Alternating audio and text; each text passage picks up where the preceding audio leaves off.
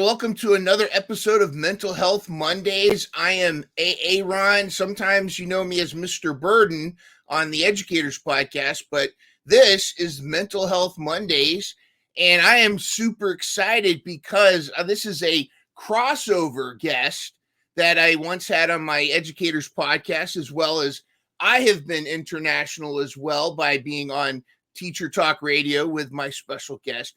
She is not only a doctor and professor lecturer, but she's also an author, and she is a social media mogul because she has just started her awesome mental health focused YouTube channel, in addition to countless inspiring Instagram posts. I am talking about a good friend of mine, someone I adore, and a champion for mental health and for not just her own, but for everybody, including students in the education field. I'm talking about Dr. Poppy Gibson. Thanks for joining me today. I think, thank you. That is the nicest introduction I've ever had. So that's very pleasant. Well, you know, I gotta try. I gotta shoot for the moon there. Every bit of it is true. I've been since you and I started talking about the first international radio correspondence that we had, and the first time I had you on, I've been following your Instagram, and I've been, you never realize what you say sometimes, and I'm not just specifically you, but in general, but you never realize that something you might post could really mean a lot to somebody that's struggling. And a lot of people post I think some people post stuff just to say, hey, look at me, look how motivated I am. But the stuff that you post on your Instagram and the messages and your videos are genuine because you come across genuine. And I think that's fantastic. And there's a lot of topics I want to talk to. But first, I just want to say, how are you doing? Do you know, I am great. And just before I've come to join you today, I've actually just been paddleboarding on the ocean. So sorry for this slightly bedraggled look. But yeah, so I'm coming here with my well-being feeling like top tier, top shelf well-being, very rested. So yeah, really good. Thanks. How are you doing, Aaron? You good? I'm doing great. I haven't been paddleboarding. I just woke up a couple hours ago, but but again, with the time difference, but there is something to getting that exercise during the day that it changes your mindset. Wouldn't you agree? 100%. Like this morning, I was feeling slightly tired, and I think what you've got to do when you're feeling tired is actually, if you're super tired, rest. But if you're just on that edge, tired or not tired, push yourself to actually do something, and it actually re-energizes you. So that was me this morning. I was on the edge, like, do I rest? Do I do something? And actually, yeah, I've been on the sea for like the last hour. And then I was like, quick, time for the Mental Health Mondays. Like, shoved my paddleboard in the boot, drove home. So yeah, just made it. That's all, and perfect timing too. That was great. Perfect. And I always like to say, because it's my own thing. I call it the Fat Teacher Program, where I'm trying to get more exercise in, eat better, try to really get into, a better version of me physically and for health. And I do definitely want to talk about mental health. But the trick I've learned is you got to get out of bed and get dressed before your body knows what you're doing. It's kind of like before your body knows to complain and tell you to go back to bed. And same thing like jumping in the shower. You just got to jump in the shower before your body knows you're getting in the shower to get ready. It's like, oh. Yeah, just do it. Just do it. Do you know, I hear what you're saying though. I think in term time, it's much harder. Like if I look at my diet when it's term time, I'm living on like hot chocolate from the cafe. I'm grabbing like a Diet Coke, a bag of crisps. So that's why I think in the holidays, I'm, extra keen to really try and eat better, do more, get outside more, because I think as educators, that's not always possible in our teaching timetables. So yeah, it's just kind of embracing those moments that you do have to take control. Last year, I had a drawer full of pouches of beef jerky. And there was that, and like I would get a 44-ounce iced tea from Sonic just before going in, because there was a Sonic drive-through on the way to school. I don't know what Sonic is. It's like a McDonald's, but it's different. Okay. It's has that they have the roller skating servers, like they'll come out Wow. to you and they'll go, "Ooh, hey," but I just go to the drive-through and they have like a 99-cent large drink, and then they'll upgrade you to the 44-ounce for $1 more. So for $2, I would get this 44-ounce iced tea, and so that would be my drink throughout the day. And then I'd eat beef jerky because as a teacher, especially my schedule last year, my students didn't have lunch until 1 o'clock in the afternoon. So they would go Wow. from breakfast at like eating, if they were lucky to get breakfast at home, or if they got breakfast that they served for free at school, that's at 8:30 a.m. So they would go till 1 p.m. and same thing. Sure, I'm not going to sit there and eat, some chicken or something in front of the kids. So it was really, but the game changer for me was when I snuck in a little mini fridge so I could actually bring food in from home, Wow. leftovers. Love that. How But important? I mean, are you allowed to eat in the class? I guess not. Not in front of the kids. I mean, we do. And because like I would also do a lunch bunch with the kids where I'd get a group of them to come back to the classroom and eat lunch in the classroom with me, and we just talk. And it was more just like a bonding thing to kind of find out more about them, and it was always a reward. Plus, they always wanted to eat lunch with Mr. Bird, and it's like, come on, let's talk Minecraft. I love that kind of stuff. It is important that, like, one of the things, I mean, that's, again, we talk a lot on the Educators podcast about this, but self-care, whether you're a teacher or whatever profession, self-care, how important is that to being the best version of yourself? Oh, I mean, it's the only thing, right? Yeah. It's the only thing. And I think to think about the food and drink thing that you were just talking about, one thing I noticed when I started teaching at university level now, so I teach adults. Obviously, when I was a primary school teacher, same thing. Like, you can't eat and drink in the class. If they wanted water, all their water bottles were, on the side, like in a tray, and they have to ask for a drink. Very regulated. And I remember as a teacher, you're so thirsty. Maybe you've just been giving like a maths explanation for 15 minutes, but you've not even got time to grab a sip of water. Like that was me as a primary teacher. Now at university, like, you're allowed, coffees, snacks in the seminar. And I remember when I went to give my first lecture, like, I saw my students with, like, their very well-known coffee makes and, like, drinking. Yeah. And I was just like, what? Like, there are some lecture theatres, where they say don't take drinks, but generally, and especially in seminars, which are obviously just like, the more casual classroom sessions, like, we snack. I'll often like scatter chocolates and things on the tables before they come in. Yeah. And even just that, like, I know it makes me question why we don't have that in the primary school. Maybe, we think it's too much of a distraction. But even that, when I'm thirsty, I have a drink here. When I'm hungry, there's a snack. Like, if I need a sugar boost, oh, here's a sweet. It made me think, like, that's a better level of self-care as you go through the day, rather than counting down for your 1 o'clock lunchtime. And then scarfing down. And then then rushing back. Like, yeah, mate, wouldn't that be great? Children have little snacks on their desk as they go. Like, why are we so regulated with that? And yeah, so that's one thing I've noticed, being able to eat and drink through the day. Although, yeah, on my busiest days, again, I'm running to the canteen. But on the best days, when I have thought to bring something with me, you just feel better in yourself because you're not, your mind's not waiting for the next lunch break because you have food and drink around. So those basic needs are being met when they need to be met. And that just makes such a difference to your mindset. I think so. And I was kind of a rogue teacher. I mean, from the standpoint of, I would let the kids, like, we would have a independent reading time, and a lot of the kids, they would just sit there with the book and go, oh man, I don't want to read. But I'd let them have snack, and I'd schedule it like around 10. So like, which it chopped up the day, so they weren't waiting until 1 to have lunch.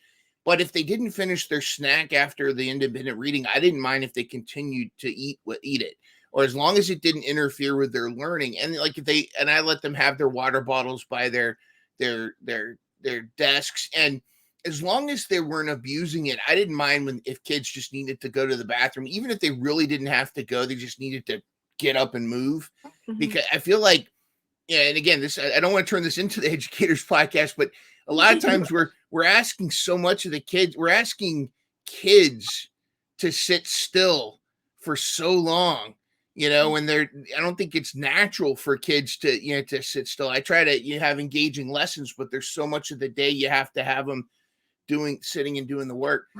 And it's interesting, adults too, like you want them to stay awake for your lectures, right? You want them to have that cup of mud with extra caffeine, extra shot of espresso in it, and instead of sitting there going, oh, not this Dr. Poppy again. Exactly. And also I think it just leads into, you as an adult, you have power over your life. So actually, you can bring a drink, and I think that makes them more willing to come. They know, okay, this is going to be fun. I'm not having my power taken away from me. I can bring a drink. I can enjoy learning at the same time as, enjoying some food and drink. But yeah, it's an interesting one, isn't it? How in schools that's not always the case. I think definitely, back to your original question. Yeah, so self-care is the one. And I think what I love this time of year in the UK, because we have our summer break from normally around the 20th of July until around the 5th of September. So no schools, teachers are really encouraged to not do anything educational. And yeah, really good to see on social media at the moment, so many teachers are taking a break, reading books, going places, and just knowing, okay, your well-being level might have been really low before the summer break, and now they're slowly resting. And the amount of teachers that I saw post statuses saying, I've just slept for 24 hours. and you feel really good. Like, I'm so glad you had the space to do that. Like, it's kind of crazy you needed to do that, but really good to see you're finally getting that self-care. And I think that's what we need to keep encouraging teachers to do. Look for those pockets of self-care through the trimester, because I think that's not always what's happening. No, I think, and it's always like, it's sad because it's like the best teachers tend to be the ones punished by their own work ethic. Like, I've had to tell myself to unplug, step away, because I'll sit there and I'll be like, I'll get home and like, I get this lesson, I want to do it this way, and before I know it, it's 8:00 at night and I haven't rest. Before you know it, you're burning the candle at both ends. And it's funny too, because a lot of my colleagues, they'll show pictures of themselves on the beach, and then it's a lot of times it's like they take their kids to the beach, and then they're just like, just zonking out. But your body, something I learned the last few years, even with COVID, but also just recently, is that you can't be the best version of you to others if you're not taking care of yourself physically and mentally. And I think that's very important. And a lot of times, especially as teachers, but in general, I think sometimes it feels selfish to advocate for yourself. Sometimes, with a lot of people, sometimes it could come across, it could feel selfish, but it's not. It's self-care is important for having a clear mind, being able to be the best you can be. It's just like if you're working out, if you're exercising, there's a reason why you alternate days between like arm day, leg day, because you got to give your muscles time to rest. I think it's the same for your brain too. I mean, I don't do the physical side, but I agree. Well, you're not powerlifting, Poppy. You're not in the, you're bench pressing. Definitely the brain gym. 100% membership. There you go. Yeah, I agree. And actually, I posted something. I can't remember the exact wording, but I put something on social media a few months ago. Something like, you're your number one priority, or something like that. And it was met with such conflict. Like, some people like, yes, I get it. And some people like, no way, like, my kids come first. And I was saying, like, I'm a mother of 3. Yeah. But I see the difference in me. Like, of course, they mean everything to me. They are my world. They're everything. Like, their needs above my needs. But that's not what I'm saying. Like, I know on my worst days, when I come home after a really like hard day at work, and I haven't eaten, I'm dehydrated, I'm stressed, I'm worried about something I've got to still do for work, and then I know I'm not being the best parent right now because I can't really engage with them. I don't have the energy to listen to them. So you do have to be your number one priority, even if you care for people, even if you're in a relationship, even if you have children, if you have a dog to look after. Because exactly right, Aaron, if you are not well, how can you care for others? It's like that, what's that thing about, put on your own oxygen mask first. Yes. If the plane goes Great. down, yeah, of course you must. Like, that makes sense to people. Of course you must. If you're trying to put on someone else's oxygen mask, you're losing breath. You're probably gonna pass out. Yeah. So we can understand that. Why can't we understand that physically? So we need to understand this mentally, like putting on our mental health gas mask before we can help others. Like, and this is what, and I think some people get it. Like I say, some people got that status and some people didn't. And it's like you say, it seems selfish, but it's not. It's essential.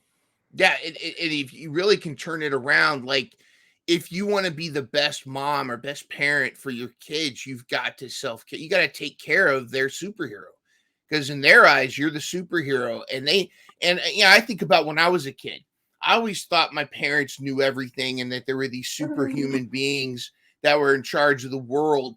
And it wasn't until I became an adult that I realized, oh wow, they didn't know anything, neither do I. Yeah, if they were anything like me, oh man, I'm surprised we survived. But yeah, I think it is important to remember that you're the star player in their lives, and you got to make sure that their number one athlete doesn't pull a hamstring. I mean, to use, and I love the analogy about you got to put your own mask on first. I mean, that's a great saying about taking care of yourself, and I think it goes too with parenting, is being able to have that relationship with your kids so that they kind of understand that, hey, mommy needs this time, or this is what I want to do, but also like maybe scheduling time to interact with them. But you've got to take care of yourself, or things aren't going to you will burn the candle at both ends, and then you risk snapping at your kids or mishandling a situation, and then things start to go south from there. But I think this is exciting to be one of the many topics I look forward to you bringing up on your new YouTube channel, which you just started. And I went in and liked both of your full length videos, and got some cool shorts there too. I really like the direction it's going. I think it's so important now to talk, more than anything, to talk about mental health, especially when they seems to be in the news, talk about the rise of suicides, and how so many people seem to have a lot of self-doubt. And there's a lot of topics we can get into, but just first, what made you decide to just go for it and start this YouTube channel? I mean, I know obviously you're a big proponent of mental health, but what was what lit the fire that made you decide to do this? Oh, so do you know, I've been thinking about it for a while, but you know what it's like with new platforms. Sometimes we think, oh, there's gonna be so much to learn, and I already, I use Twitter a lot, and Instagram I just started earlier this year, and I thought, do I really want another platform? But the main reason was accessibility. So my Twitter is public, so I interact with a lot of people on there. My Instagram's private, just because I put more sometimes family based things on there, so I keep that private. And then I realized as well, not so many people from my Twitter community are on Instagram. So although I was starting to then put videos on Instagram, again, my 12-year-old son has been amazing in helping me. Your producer. Yeah, they're so good.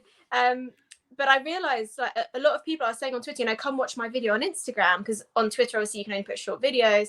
And then they were saying, oh, I don't have Instagram, but good luck. And I thought, oh, that's a real shame. And I don't want to open up my Instagram. Like, that's my personal choice. Yeah. To keep that private. And I don't want to compromise myself and my choices. So and then my 12-year-old lives on YouTube, particularly YouTube Shorts he loves. And I thought, you know what, maybe this is a more open, accessible way for me to share free content to, and like you say, sometimes you just need to see that relatable message, that motivational message, or even that real, like, miserable message that gives you the space to be miserable and accept your emotions. Yeah. And I thought maybe YouTube is the way to do it. But yeah, it literally launched 2 days ago, so please forgive the poor sound, the poor lighting. I'm just using my phone, like, but in a way, I don't kind of want it to be more than that, because I want it to be real. So yeah, the key thing is that it's unfiltered. Sorry for anyone that watches it.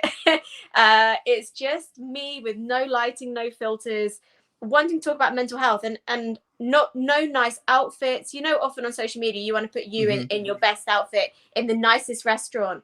So purposely for that reason, I'm choosing like a boring setting, like the sofa, or like I'm just in a boring outfit because I want the focus to be the mental health conversation. Yes.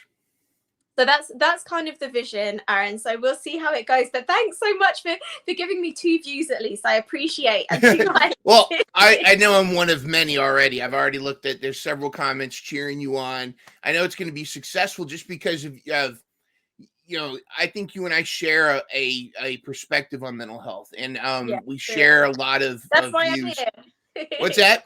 That's why I'm here, because I like your stuff. I like yours too. I because it's inspirational, and I think that there's several topics that you've touched on just in your shorts that you've had, and things that you have posted on Instagram. I had this imposter syndrome that a lot of people struggle with, where I was like, why should I start a podcast? Why should I do this?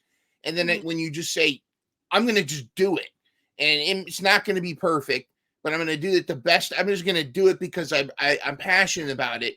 And here I am. This is episode 26 of my Mental Health Mondays. So, and I started this in April. So here, and it's growing. That's and very cool. I have a YouTube coach that's talking me through stuff, but you have your 12-year-old YouTube coach producer. Yep. He gets about 10% of the cut and all that. And do you pay him in Pop-Tarts or pizza rolls? I was going to say paid in chicken nuggets and ice cream. Yeah. There you go. Mozzarella sticks and chicken nuggets. That's perfect. One of the things that really struck me, and this is something I had been thinking about a lot from the teacher perspective of the effect on kids, but also with adults.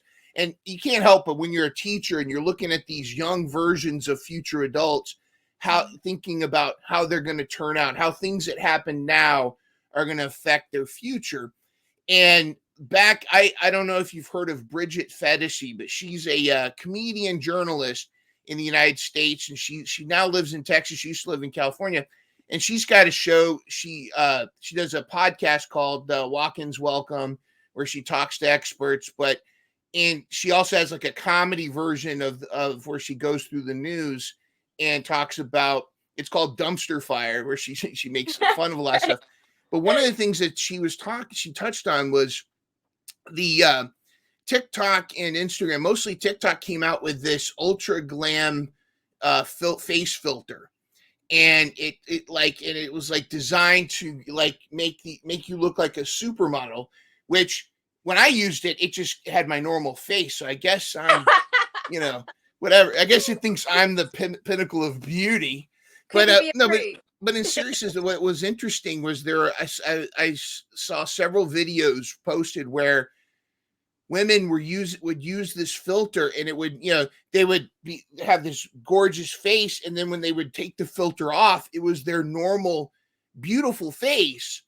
But because of that filter, when they removed the filter, they felt depressed. They felt like they thought they were ugly, which is like, it's the opposite. They're not ugly, but this TikTok filter was giving them a false standard or false sense of beauty. What has been your experience with filters? Yeah, so good question. And I think it's very different for me, because obviously I've only had these tools and these apps as an adult. Yeah. Post 18, I think I got my first phone when I was 16, and it was like a Nokia brick. You could save five text messages and play Snake. Yeah. It didn't have a camera. So yeah. So in a way, I think I'm fortunate that I've only had the tools as an adult. Like, I would not like to be a child navigating our social media world at this point, although it does have its benefits for children, 100%. But I can see even how me as an adult, and I like what you said there about it gives you that false standard, because now I've seen how if I did this amazing makeup and like had blemish-free skin, I would look like this. And then you take the filter off and you're like, oh, now I'm just me. Even as an adult, like damages me. So as a child who's still growing and still, you know, learning who you are, I think it's massive. And so, yeah, back to kind of with the YouTube stuff, what I've really embraced, well, no, not embraced, what I've kind of dragged myself to, and honestly, the first video that I made for the YouTube channel, so it has no filter, it's just me in the garden. I couldn't actually bear to watch it, and I thought I have to watch it to check it's okay. And I hated it because I'm so used to, you know, take a filtered photo, put it on social media, get some nice reaction. I feel good about myself. So I do think filters are good like that. They can pick us up. They can build us up when we need it. But then I was trying to watch this video of me with no filter, and I don't know why it's different. Like, I look in the mirror, it's fine, but I see myself on a device like that. And it really felt, yeah, I thought, how can I put this on a massive streaming channel where, you know, family's gonna watch it, friends gonna watch it, my students might see me like this. And then I thought, do you know what, if I want to be real, if I want to be authentically talking about mental health, I can't put on a filtered video. Like, if I want to talk about unmasking ourselves and unmasking our mental health, how can I be hiding behind a digital mask? So yeah, I uploaded it, and then I literally like couldn't check my phone for like 10 minutes. I was like, oh my God, I know I'm going to be trolled so bad. Like, I'm going to be trolled so bad. So I even, actually, Aaron, I even put the setting to comments all have to be approved by me, because I thought I'm going to get so much stick. Like, I don't want anyone posting horrible stuff. Go back to the swamp, Shrek. yeah. I was definitely thinking Shrek was going to be mentioned. And so I finally checked it. You know, I made like a strong cup of coffee, and I thought, do you know what, let's see what the engagement's doing. And I went on to improve or, you know, delete the comments in the YouTube studio, and they were all just so, they really understood like the mission, and they were like, you know, it's fine, like this is a healthier message than if you'd come on here with a filter, you know, looking perfect. And I was like going through like, oh yeah, I'll approve that one, that's okay, I'll approve that, that's okay. And then there was one that said, for goodness sake, woman, put the filters back on. And I was like, no. And then it said like ... only joking, love it. And I was like, oh, okay. then it was scary. Like, it was really scary. I felt very vulnerable because I think I always put myself out there in social media, and over the last year, especially, Aaron, I've started to talk more about my mental health struggles. Particularly, you know, I was in intensive care when I had sepsis, and I've only kind of recently spoken up about that and how that affects me. But I thought, I've bared my soul, but I haven't actually bared my face in this way, and it just really super vulnerable. But I would encourage people, and I think maybe it's different for women, because we're still often so pressurized to look a certain way. People talk about women having a, you know, an expiry date. There's a thing I've seen on social media, I don't know if you've seen this, different ages women should stop wearing different clothing. And it said what age a woman should stop wearing a miniskirt, at what age a woman should stop wearing bikini. It was met with a little bit of you know, upset from women. I don't think it was written by a woman, let's just say that, I'm not sure. So yeah, like to put yourself out there just raw in that way was really scary. But actually, I think it's making me learn to accept myself, and I think that's what I've learned. So I would advocate anyone watching this, do some filtered stuff sometimes, because it does look super cool. Like, you could, like you said, you can look like a supermodel, but make sure you watch yourself unfiltered, even if it's just for yourself. Record a 10-second hello and watch it back and think, this is me. And don't lose sight of you and your true beauty, because that's who you really are behind it all. Absolutely. Now, I only recently stopped wearing mini skirts, so I don't know if that's my expiration date, but you know, it's it is what it is. I think you really touched on something that I think is interesting in society. And again, this isn't talking about pronouns and everybody's awesome, but like when you think of masculine versus feminine, like expectations, and like there does seem to be like a push for beauty, like it seems like women tend to, like, they're, even without filters, like, you put on makeup, you have the lip gloss, the Sephora is a huge company because of, and those, and what, in Revlon and whatnot, because you're there's a push for a physical beauty standard.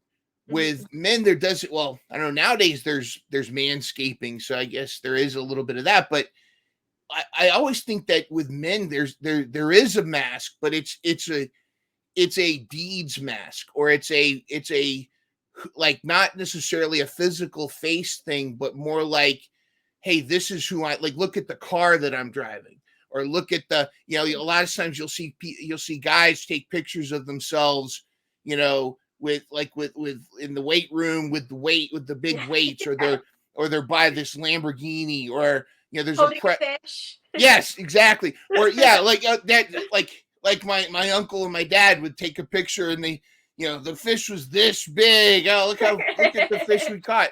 It's almost an accomplishment filter, like, where whereas with women, a lot of times they're more focused on the beauty, which it just, I'm not criticizing either one, but it is interesting that I've found with a lot of men, with a lot of my fellow men, is we want to embellish our accomplishments rather than our physical form. Now, and there also is something to doing a unfiltered mental health podcast when you're trying to look like what's his Zoolander, for with the blue steel. Everybody should have their mental health. Like that. But yeah, exactly. It's just not authentic, is it? And I think that's what we're slowly starting to do in society, is embrace like authentic voices. Yes. And that's how you're going to connect with people. So yeah, that was kind of what I realized I have to do if I want to produce something that actually means anything. Otherwise it's just fake, isn't it? So yeah, it's been tough, but interesting what you say. I guess we do all filter ourselves, don't we? Even like the clothes you choose to put on in the morning.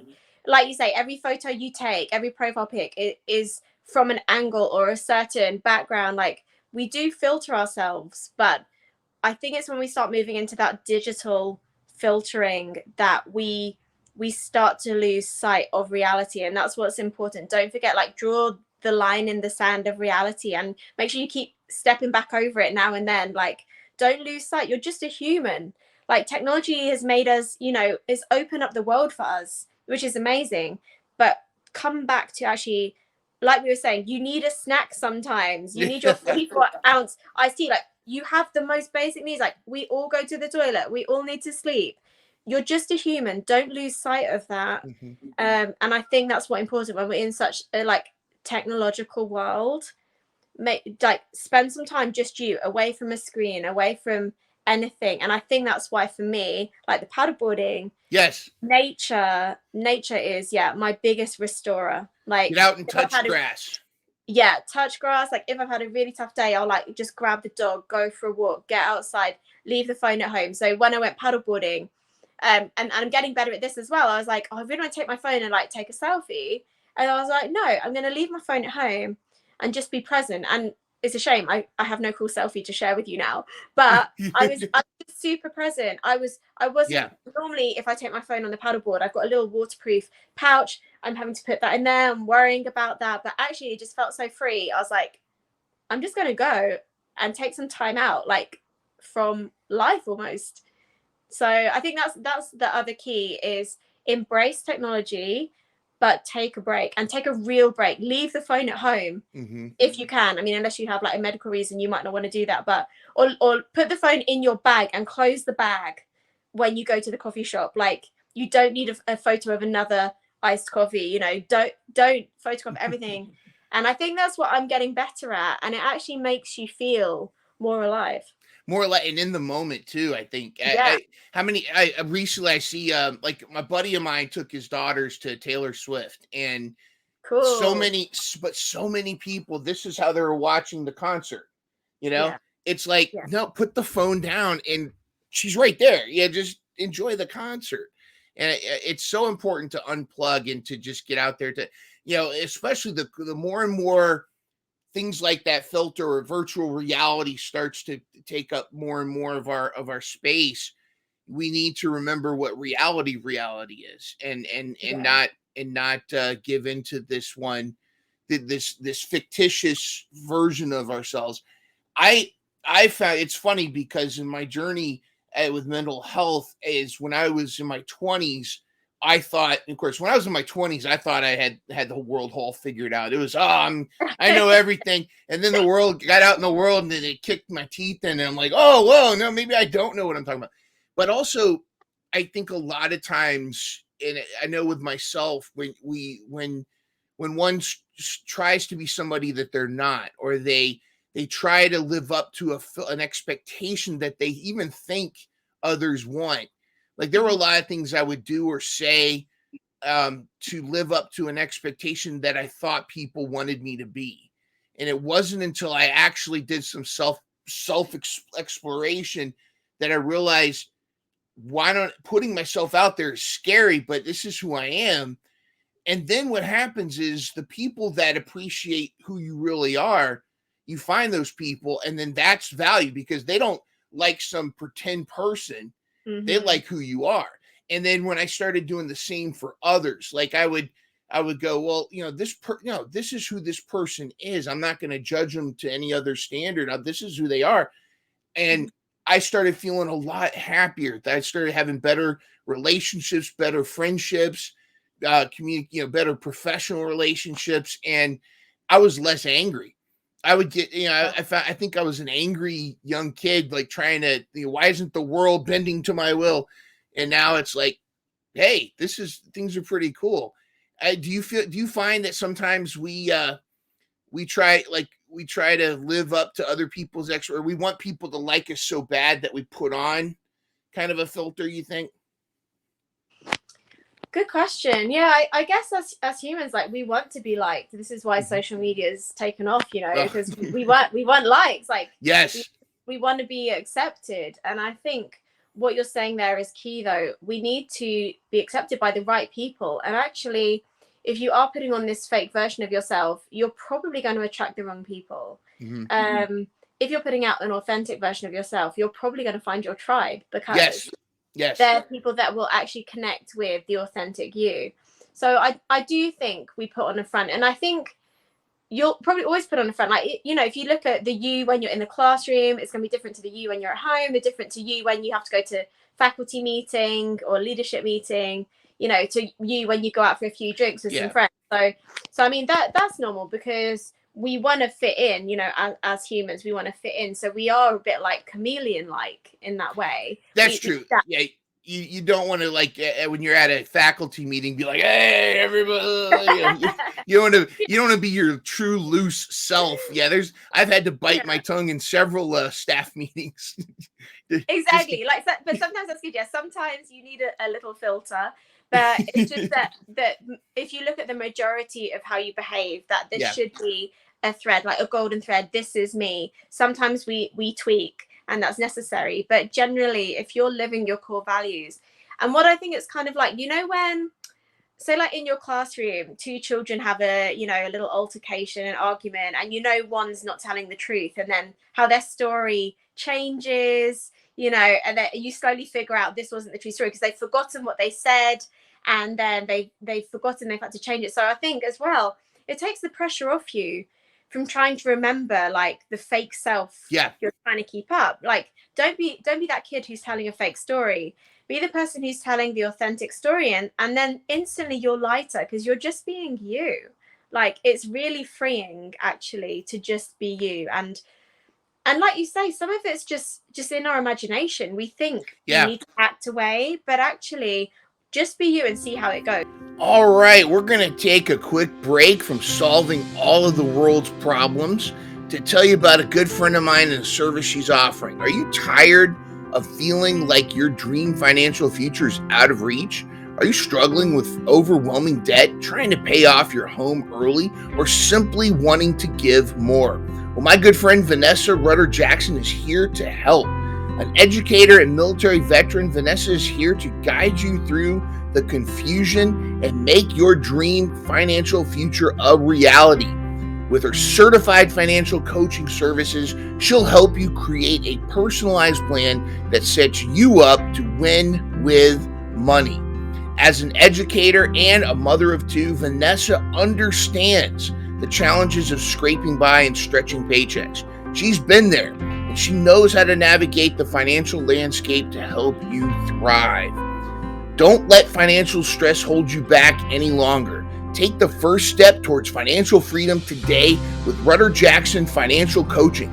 Reach out to Vanessa today for a free 45-minute consultation at varudder34@gmail.com or go to tinyurl.com/RJ-Money-Coach. That's varudder34@gmail.com or tinyurl.com/RJ-Money-Coach. Remember, it's never too late to take control of your finances and achieve your dreams. Start your journey to financial freedom with Rudder Jackson Financial Coaching today. All right, now let's get back to solving the world's problems with the most charming host on the interwebs. Absolutely. I remember I was in my late teens and I was a military brat, so we moved all over the place, and I just moved to Iceland, and Wow. I know Keflavik, the military base there, and I was making friends. I made friends with a bunch of skateboarders, a bunch of guys that were really into skateboarding, and I could not skate. I was very uncoordinated at the time. But then we would joke around and they really liked my company. And so they would ask me, do I skate? And I was like, yeah, I skate, of course. And so I kept having to, I would sit there and try to what is skateboarding? What is the difference between a Nash and a Tony Hawk? And then they had this, one of the parents had this lock in this. We had a sleepover in a warehouse that had all these skateboard ramps in it. Wow. And it was going to be this all-night skateboard party. And they invited me to it. And I was deathly afraid. I was like, oh no, I'm going to get found out. And then I kept rationalizing, it can't be that hard. It can't be that hard to skate. So I get in there, and sure enough, I go about 2 feet on a skateboard, and I just eat pavement. And I can't even get up on the ramps, and it's clear that I'm terrible because I'm wobbling, I'm like this. And one of the guys, Mike Jones, he comes up to me and goes, Aaron, it's okay if you can't skate. Oh. And I looked at him, and they're like, yeah, we don't have to skate. You guys want to do, and we talked movies. We played hide and seek. We had this one, our version of hide and seek, though. We had this, not softball, but a hard kind of ball that we would throw at each other to say you're out, that's to make it, a little bit more macho. Yeah. But it was still hide and seek. But yeah, we spent the rest of the night, none of us skated. And it was like, yeah, we don't hang out with you because you skate. We hang out with you because of who you are. And that was such a light bulb moment for me, because that's when I first started to realize, why fake it? How much torture I was putting myself through, keeping up this lie that I skate. I was suddenly going to lose these friends because I don't skate with them, and it ended up and I was robbing myself of some great times just because I was trying to perpetuate this lie. Wow. Yeah. I love this story, and you know what? I love how that ended for you. But equally, say if that moment when you wobbled and fell, and say they'd laughed and said, oh my God, you can't skate. Actually, then it shows you who you don't want to be friends with. Yeah. So actually showing your truth helped you see they were good people. But actually, if you show your truth and you're rejected, it helps you see who not to give your energy and time to. So, but I'm glad your story went well. That was a very cute. But you're absolutely right. If it didn't go that way, if they didn't want to hang out with me because of that, then yeah, that's not my tribe. Those aren't my people. I'm good. So, and that's why I think it's important to really just, if you don't be afraid to put yourself out there, because if you're rejected by someone, that's actually they're the ones missing out. It's kind of, and it's okay. It doesn't make them a bad person. If you know, when I was a kid, I had this crush on this girl, Anna, and I was just, oh, she's so cute. No, I want to take her out. And I spent so much time like trying to think of how to ask her out. And all she's sitting there going is, I like vanilla ice cream, you know, and all it put myself through such misery. But when asking her out, she goes, no, thank you, though. At first, it devastated me. But then I was like, well, yeah, but it's not her fault. She's not reciprocating that feeling. But it's just now I know, now I'm free to not be so miserable about that kind of stuff. Yeah. And kind of leading to my next kind of conversation topic, I think sometimes things really do put things in perspective about we only have one life. We only have one shot at this whole life. And you kind of had a very eye-opening experience with that, with your sepsis situation. If you don't mind taking us through that a little bit, how did that come about, and how did that shift your mindset with life? Yeah, so I mean, I guess hopefully everyone listening has heard of sepsis, but if you haven't, this is a good teachable moment, because it kills so many, affects so many, and I think that's one thing that I've learned from actually speaking out about connecting. Oh, hello. Gotcha. Connecting with people who have had sepsis, or who've maybe lost someone to sepsis and they're bereaved from sepsis. Actually, it's enabled me to make a sepsis network. So sepsis is when your body has a kind of deadly reaction to an infection, normally an infection that hasn't been treated and hasn't healed. Mm-hmm. So for me, I'd just given birth to my son. I'd actually not been well for a couple of weeks.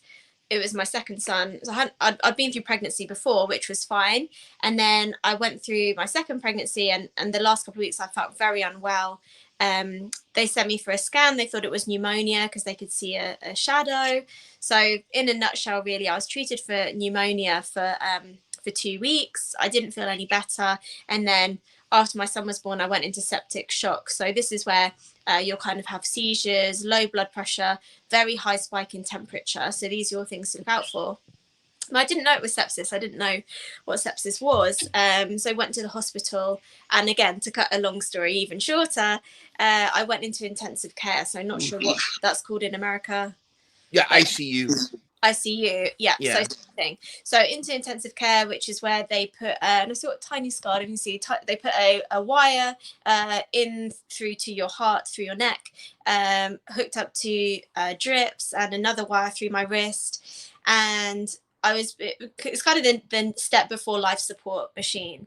Wow. So they finally realized through a scan that it was a kidney abscess that had become septic. So because the kidney abscess hadn't been spotted, my whole system was infected now. Oh, so wow. They thought it was pneumonia from a shadow. It was actually a kidney abscess under the lung area. So yeah, I was there for 9 days. I couldn't really communicate, couldn't see my newborn baby. So, you know, I'd been hoping to breastfeed. Suddenly my husband had to just go and buy baby bottles and baby milk and try and figure that out on his own. And I couldn't have visitors, of course. In ICU, I guess it's the same. You can't have visitors because it's sterile. Yeah. So I kind of went from being this brand new mom, and it was at 9 days postpartum. So my baby was 9 days old. And I'd been very unwell. I mean, that whole time that I hadn't really engaged. Just suddenly, like, the baby was gone, my home was gone, and I was in a bed with machines. And it was kind of, this critical incident. I mean, I was a very positive person before. I lost my dad when I was 22, and that had already given me this kind of real, like, I guess, taste of mortality. Like my dad dying. I know a lot of people lose parents even younger, but I think whenever you lose a parent, like people say to me, you know, oh, I'm 60, I just lost my parent. Like, don't think you can't grieve. Don't think that's not world shattering. Like any age you lose a parent is shattering. And for me at 22, I just finished university and I was in my first year of teaching. He died, and I remember even then people didn't know how to talk to me about it. So in the staff room, you know, he'd died recently, and people didn't know to say, are you okay? Like, oh, you know, Poppy might cry if I ask how she is. So they kind of just avoided really talking to me for a period of time. And I kind of felt the same thing. So I was treated for sepsis. I had blood transfusions, antibiotics, and I obviously was physically healed. But again, the main thing I noticed is people didn't know how to talk to me. So I was released home after a period of weeks, reintroduced to my baby, who I just remember smelled really foreign and not mine, didn't recognize him. And Oh, wow. that was another big thing we don't have time to go into today, but you know, coming home, and I think this is the good thing for me from talking to other people who've had sepsis or been in ICU, you're thrown from being in this very sterile environment where everyone's caring for you and you feel safe now, you know, they're healing you, you're safe, to suddenly you're back home in your house where it's not safe. Particularly sepsis is all about infections. I was suddenly back in a home with babies and toys and noise, like, was a massive mental health shock for me. I didn't have the doctors checking on me, you know, every 10 minutes. And I was back in the driving seat. It was really scary. And people just didn't know how to talk to me. You know, suddenly all my energy was back on this baby, trying to build an attachment with the baby. And, you know, I knew from my work as a teacher, like, I really need to build this bond now, or like, you know, we're both ruined. Like, I need to try. And I was exhausted, like physically exhausted, mentally exhausted, like very almost like a dream, because they told me to prepare for death when I was in ICU. And I kind of said bye to my husband, and I said, like, look, I just remember saying, look after our boys. And we kind of both cried. And then I thought that was the end. And then it wasn't the end. Like, now this is 8 years ago. So that haunts me a lot, but equally drives me to talk about death with people, because people didn't know how to talk to me after I came out of hospital. They were just, you know, oh, how's the baby?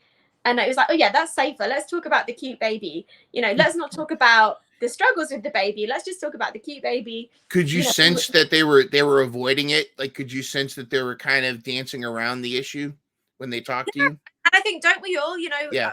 we've all lost someone. How many people go like, wow, like, isn't it horrible when people die? Like, did you see the body? Like, how many times did we ask these questions? Yeah. No.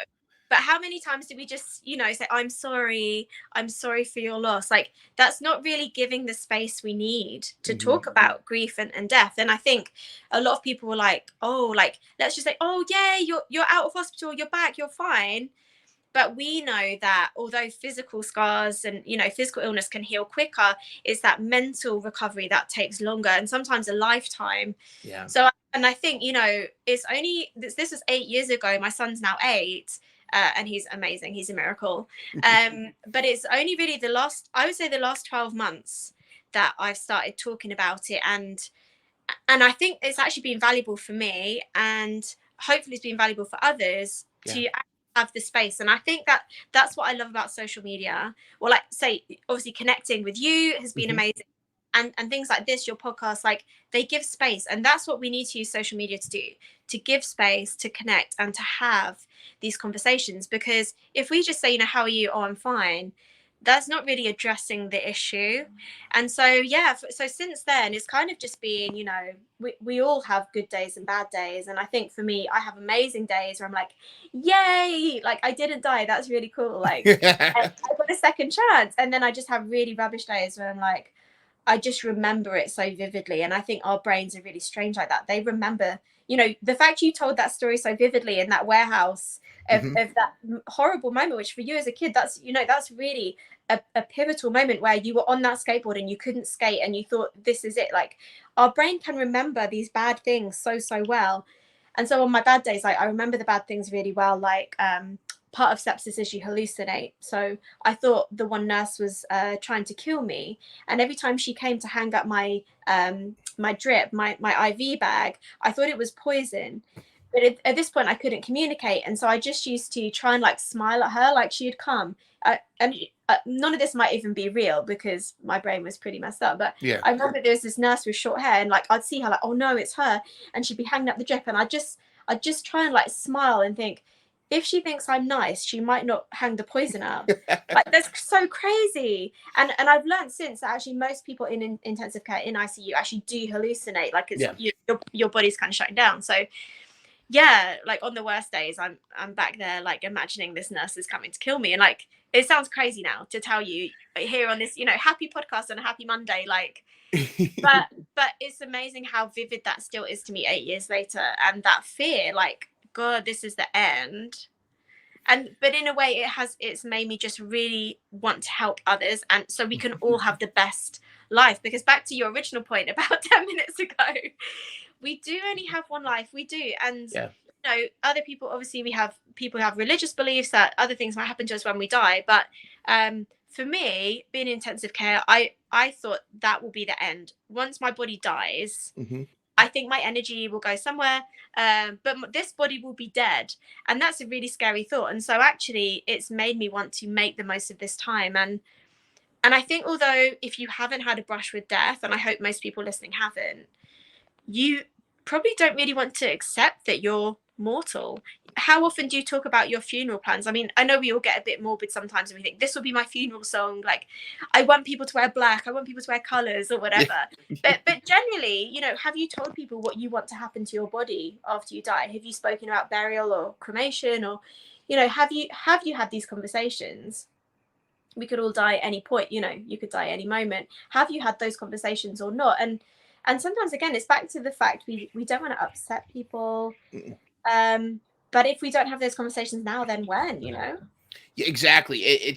None of us get out of this place alive, and it's gonna, we're all facing the same inevitability. But there is something to, like, when you're in your teens and 20s, it's like I'm gonna live forever.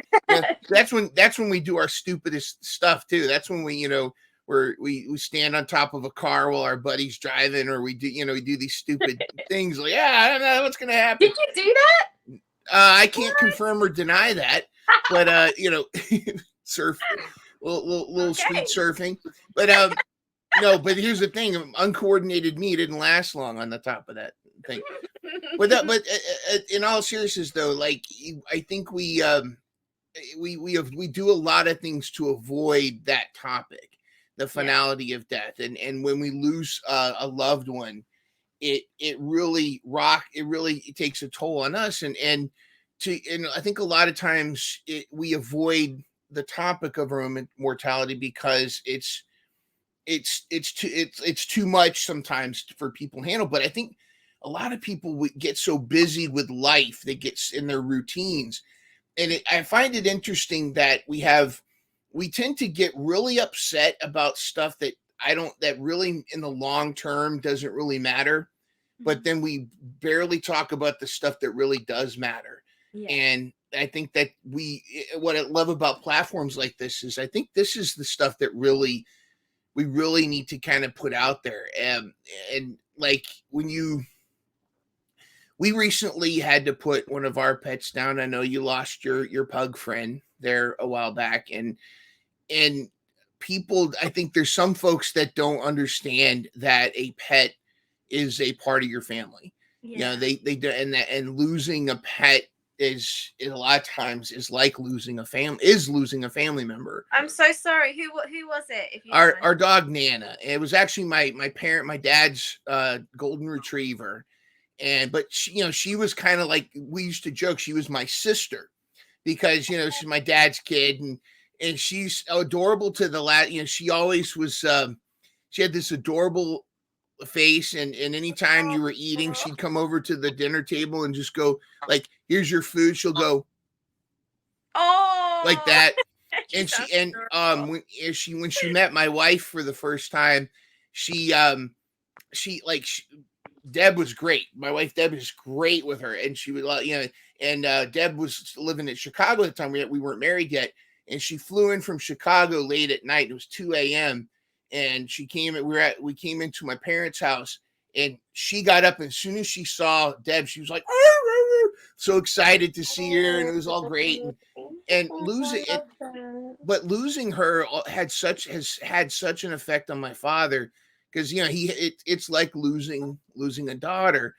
And he and I have talked a lot about it. He and I have had some deep discussions. He's doing better about it now, but it's something that you have to remember, that not just pets, but everything here is temporary, and we got to make the most of the time that we have, but also we got to make the most of the relationships that we have too. You know what I mean? Mm-hmm. Because those could be fleeting. Definitely. And I love just the fact that you've even given your dad space. Like, that's what's important. Mm-hmm. Just someone to listen. And often that's what we just need. Like, give someone the space to be heard, because otherwise, it's all just going on up there. It's much happier to just, be able to sound it out with someone. They say a problem shared is a problem halved. And I think that's the same with our mental health struggles. Like, if you can sound it out to someone, if you feel heard and listened to, at least you have support around you. Even if they can't give you advice, they can't find a magic solution for, especially for grief and pain, like dad's feeling, but just that he knows that you relate, that you've heard him, is really valuable. But yeah, I think you're right. All we've got really is being human, back to what we were saying right at the start. So let's just use our human skills. And what is it to be human? It's to be empathetic, to be compassionate, to be present. And if we can do those things for each other, that's what's going to make our life meaningful. The people you meet, the conversations you have, that's what matters, not what you look like. If you've got a supermodel face, the man with the photo in front of the Lamborghini, like, that isn't what is important at all. And was it Maya Angelou, I'm not sure, that famous quote about what matters is how you make people feel. Like, do no one cares like how many Gucci handbags you've got. You might think they do, you might get you lots of hearts on Instagram, but what really matters is that human connection. And I think that's all we can do, and that's why we think there's a mental health crisis, which I know you mentioned earlier, because we're getting better at speaking up, and that's what we need to continue to do, get better at speaking up and being there for each other. And that is what being human is about, isn't it? Absolutely. I feel like today it's so great that talking about mental health is so much more accepted now than it was when I was a kid. You didn't talk about mental health. The only people that talked about mental health were the people that they were going to put in the loony bin. It was like, oh, that person's crazy. And that's calling somebody crazy or mentally ill is such a dismissive thing to do to somebody, because I think we all go through a lot of the same stresses. And we don't realize that so many of us are going through similar things. And I think sometimes we're afraid we're going to get judged if we speak about, hey, I'm not doing so hot. I'll be honest with you. There's even days recently where I've struggled to motivate myself to do things, like to get back doing a podcast. It kind of like where you were feeling with the filter. I hate listening to my own voice when I'm editing. I'll sit there and I'll go, oh, hey, I go, oh, I sound like the morning DJ. Hey, we're getting traffic this morning. I start being self-deprecating, but I think we're all human. I think this goes back to like with conversations, and I touched on this a little bit. I think at the end of the morning talk with you on Two Truck Radio, about how I think we all really deep down want the same things. We want to be safe. We want to be liked. We want fundamentally the same things. We may all disagree on how to reach certain goals or certain things. We may disagree on politics or on religion. We sports teams, definitely people disagree on. Good Lord. But my football team's better than your football team.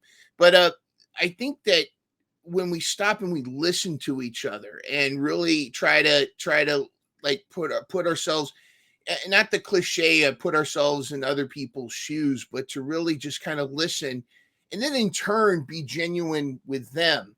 I love the Emerson quote of trust thyself, every heart vibrates to that iron string. And I think what that means is you got to forgive yourself for any of your mistakes, because deep down if you're trying to do the right thing, if you're trying to be genuine and it doesn't work out, or there's something happens, I don't want to say it's not your fault, but it's just, okay, it happened, but you're being your genuine self.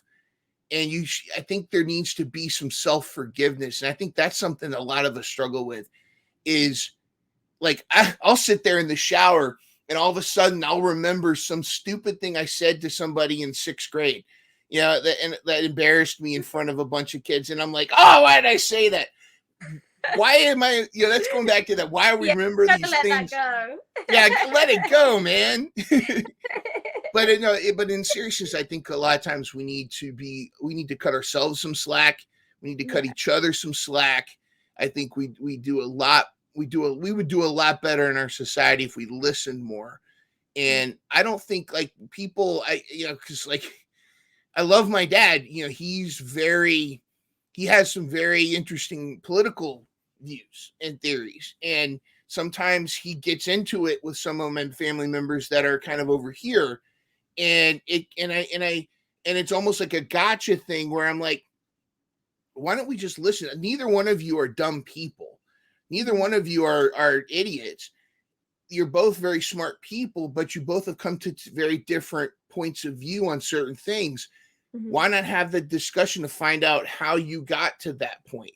And I think that's important. We need to do as a society and it just in ourselves is realize that we're all human. We all struggle with mental health to some degree. You may not even realize it, but just to realize that we're human. Do you kind of see it that way? I mean, I hated to go on a rant there, but I just kind of feel strongly about that. That's it. No, that's it. It comes back to we're all flawed. We all get angry. We all have low days. Yeah, we're all just human. So you're exactly right. The more we talk about it, the more we listen to each other, the more we realize that we're all in the same boat, I guess. Like, we shouldn't be trying to outshine each other. We should be trying to put others down. Like, we're all just doing our best, trying to figure everything out, like what life even is. So if we can just support each other, share things that we've learned to try and help each other on their learning journeys, particularly with mental health, sharing strategies, coping strategies, that's how we could all continually to kind of upskill, I guess. So yeah, totally agree with you. That's it.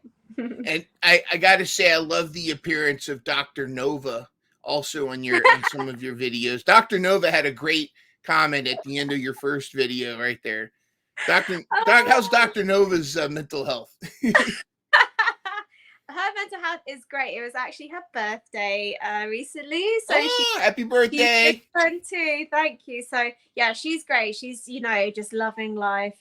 But yeah, her cameos are not always appreciated. At least she wasn't barking her head off. Normally, as soon as I get on a Zoom meeting, like, she's there ready to have her say. So, luckily, she's not around for the podcast today. She's outside. That'd be funny if one of these episodes she's sitting there like this going, well, actually, in the dog world, in the German Shepherd world, this is what I think. And she's got a little pipe or something.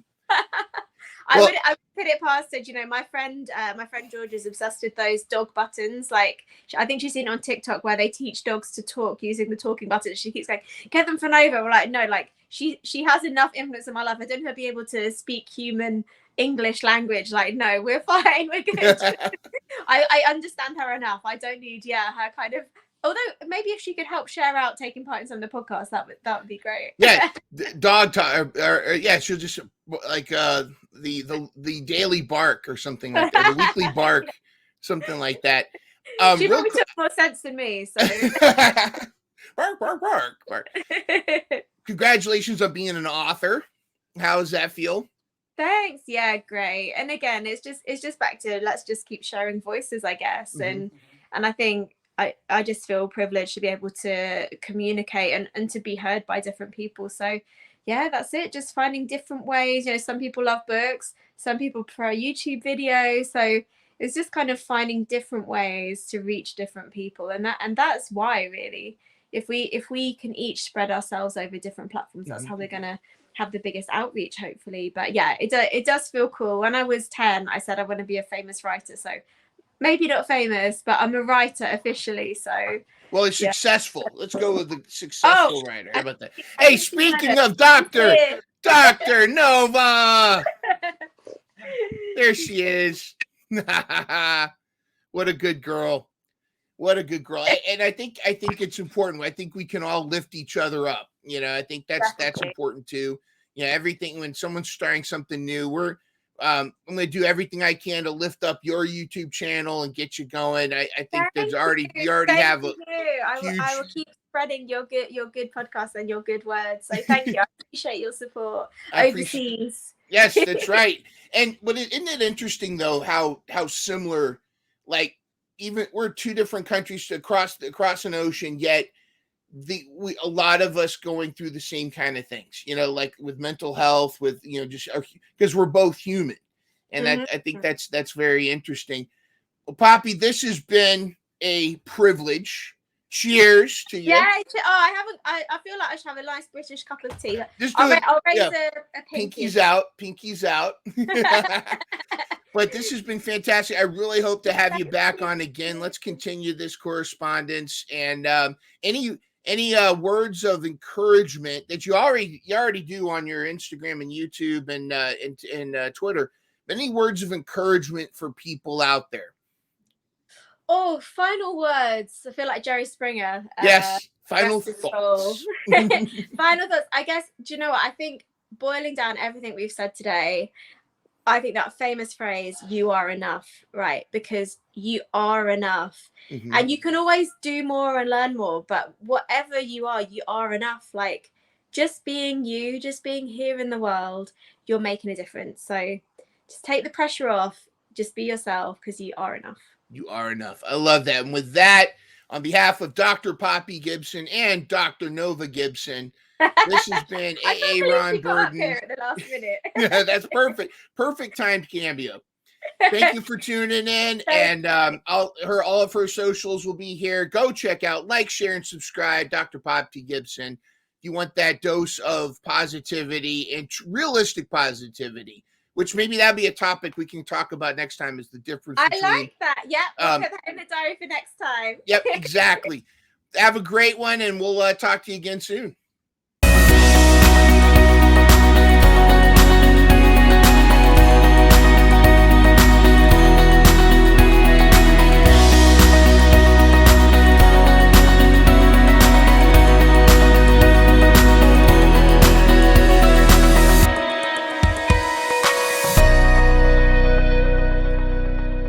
Catch new episodes of Mental Health Mondays every Monday morning at 7 a.m. Start your week off with a smile and some inspiration.